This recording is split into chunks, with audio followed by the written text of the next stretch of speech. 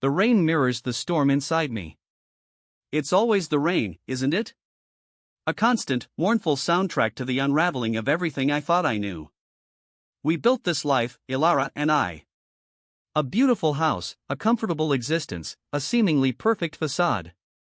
I poured my heart into my work, a rare book collector, chasing forgotten stories and lost histories.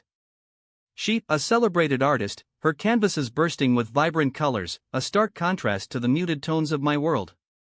We were an odd pair, perhaps, but we complemented each other. Or so I believed. I remember the day I found the letters.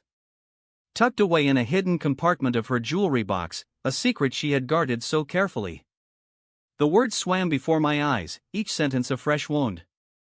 A man, a gallery owner, a whirlwind of passionate encounters, a life lived in secret. The irony isn't lost on me. I, a man obsessed with preserving the past, was blind to the present betrayal. The scent of her perfume still lingers on the pillow, a cruel reminder of the intimacy that now feels tainted.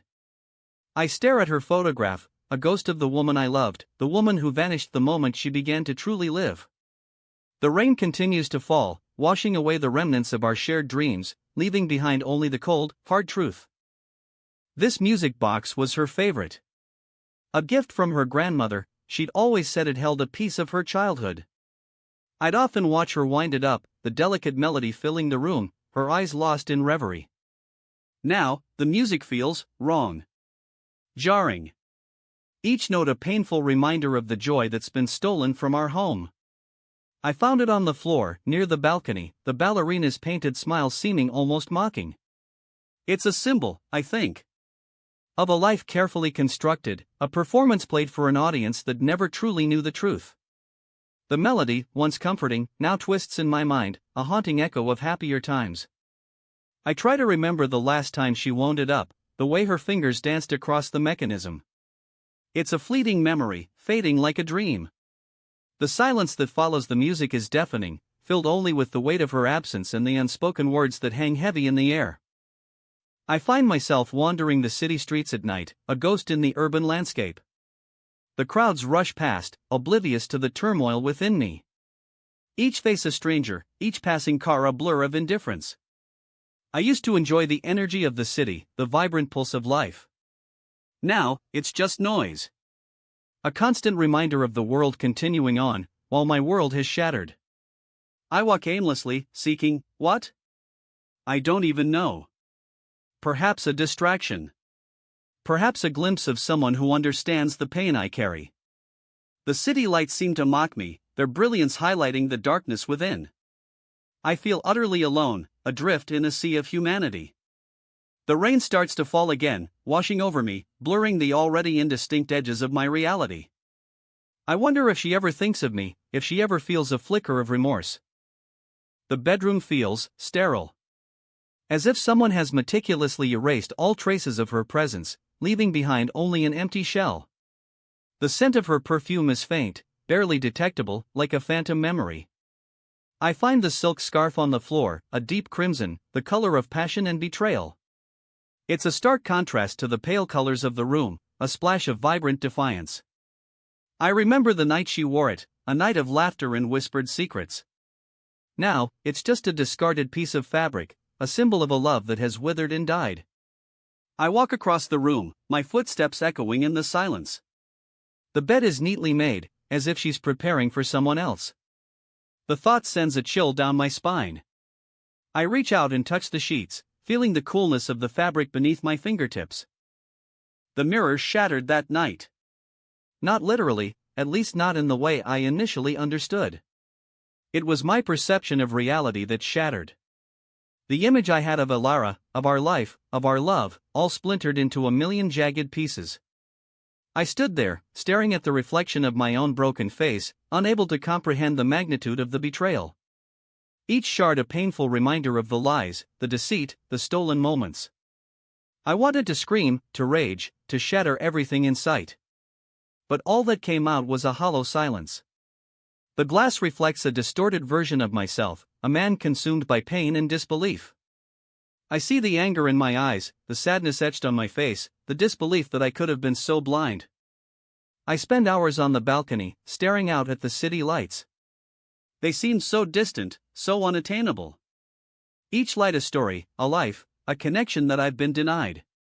The city hums with activity, oblivious to my despair. It's a cruel irony, really.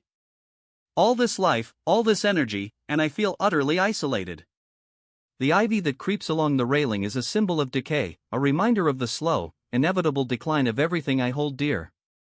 I remember Ilara standing here, laughing, her hair blowing in the wind. The memory is a bittersweet ache in my chest. The city lights offer a false sense of hope, a promise of something more. But all I see is darkness. The kitchen is always so quiet now. The clatter of dishes, the aroma of cooking, all gone. It's as if a part of our life has been erased, leaving behind only a hollow shell. I find a single coffee cup on the counter, stained with old coffee. It's a small detail, but it speaks volumes. A reminder of the mornings we used to share, the quiet conversations, the gentle touch. I remember making coffee for her, watching her smile as she took her first sip. Now, the coffee tastes bitter, tainted by the knowledge of her betrayal. The kitchen feels sterile, devoid of warmth and affection. It's a space where memories linger, but they're painful, like shards of glass. I retreat into my books now, seeking solace in the stories of others. They offer a temporary escape from the pain, a distraction from the emptiness. I run my fingers over the worn leather of the books, feeling the weight of history, the wisdom of ages. These are my companions now, my confidants. They don't judge, they don't lie, they don't betray.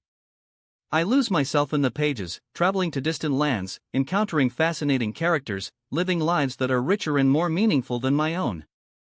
But even in the midst of these stories, Ilara's face keeps intruding, a ghost in the margins.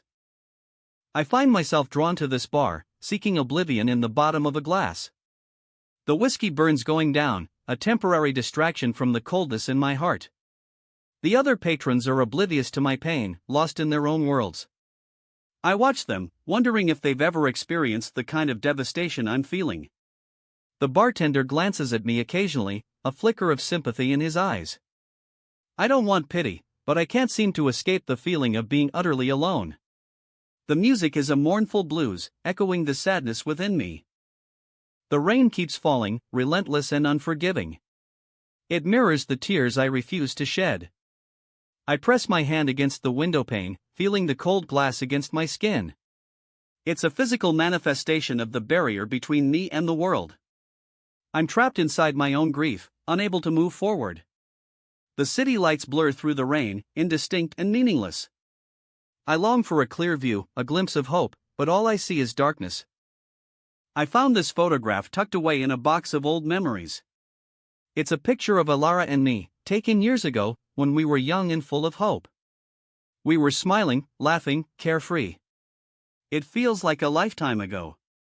I remember the day the photograph was taken, a sunny afternoon at the beach. We were so happy then, so in love. I wonder if she ever looks at this photograph and remembers those days. Does she feel a flicker of regret?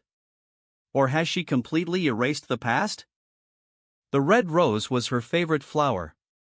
I used to bring her one every week, a small gesture of affection. Now, it sits on the table, a symbol of lost love. It's wilting, its petals beginning to droop, mirroring my own decline. The single drop of water clinging to one of the petals is a tear, a silent testament to the pain I carry. I don't know why I kept it. Perhaps a stubborn refusal to let go. Perhaps a lingering hope that somehow, someday, things will return to the way they were. I find myself drawn to deserted places, to spaces that reflect the emptiness within me. This train station, once a hub of activity, is now a ghost town. The flickering lamps cast long, distorted shadows, creating a sense of unease. The sound of dripping water echoes through the station, a mournful soundtrack to my solitude. I watch the darkness, wondering if there's a way to escape it. My hand reaches out, hesitantly, towards the framed photograph on the shelf. It's a picture of us, taken on our honeymoon. We were so young, so full of promise.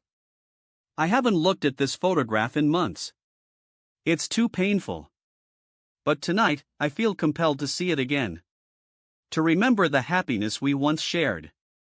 The dust on the photograph is a reminder of the passage of time, of the things that have faded and disappeared. I walk through the field of wildflowers, the cool evening air brushing against my skin.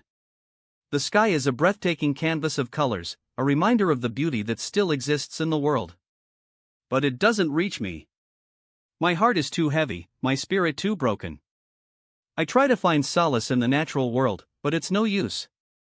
The beauty is a cruel reminder of what I've lost. The hallways of this house feel like a maze, each turn leading me further into despair.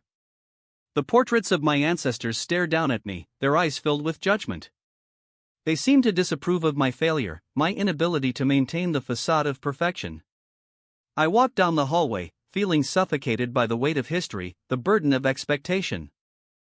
The tears well up in my eyes, blurring my vision. I look at my reflection in the window, and I barely recognize the man staring back. He's worn, defeated, broken. The cityscape reflected in my pupil is a distorted image of my life, a collection of fragmented memories and shattered dreams. I've always found solace in working with my hands. The feel of wood, the precision of the tools, the satisfaction of creating something with my own two hands. I've started a new carving, a small bird, a symbol of freedom. It's a slow, painstaking process, but it's a way to channel my pain, to create something beautiful out of the wreckage of my life. I visit the park sometimes, drawn to the emptiness, to the ghosts of laughter and joy. The empty swing set sways gently in the breeze, a haunting reminder of the carefree days of my children. It's a painful reminder of what I've lost, of the innocence that has been stolen from me. I found the note tucked away in my coat pocket.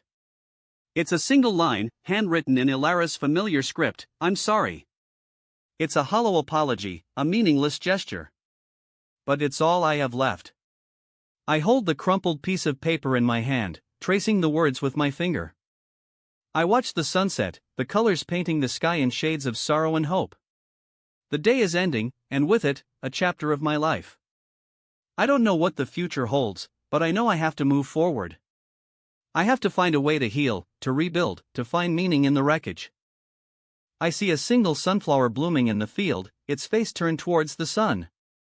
It's a small thing, but it's a reminder that even in the darkest of times, there is still beauty to be found. There is still hope.